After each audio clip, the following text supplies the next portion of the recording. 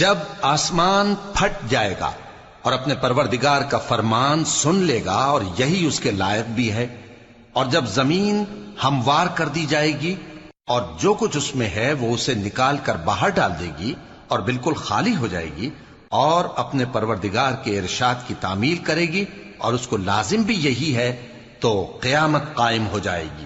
اے انسان، تو اپنے پروردگار کی طرف پہنچنے تک خوب تکلیف اٹھاتا ہے، پھر تو اس سے جا ملے گا۔ اب جس کا نامہ اعمال اس کے داہنے ہاتھ میں دیا جائے گا اس سے حساب آسان لیا جائے گا اور وہ اپنے گھر والوں میں خوش خوش واپس آئے گا، اور جس کا نامہ اعمال اس کی پیٹھ کے پیچھے سے دیا جائے گا تو وہ موت کو پکارے گا اور دوزخ میں داخل ہوگا۔ وہ اپنے اہل و عیال ہی میں مگن رہتا تھا، وہ تو خیال کرتا تھا کہ اللہ کی طرف لوٹ کر نہ جائے گا، کیوں نہیں؟ اس کا پروردگار تو اس کو دیکھ رہا تھا۔ سو میں شام کی سرخی کی قسم کھاتا ہوں اور رات کی اور جن چیزوں کو وہ اکٹھا کر لیتی ہے ان کی، اور چاند کی جب وہ پورا ہو جائے کہ تم لوگ درجہ بدرجہ ضرور چڑھو گے۔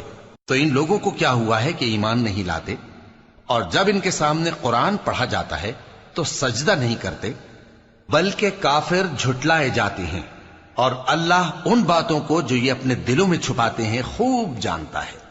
تو ان کو دکھ دینے والے عذاب کی خبر سنا دو۔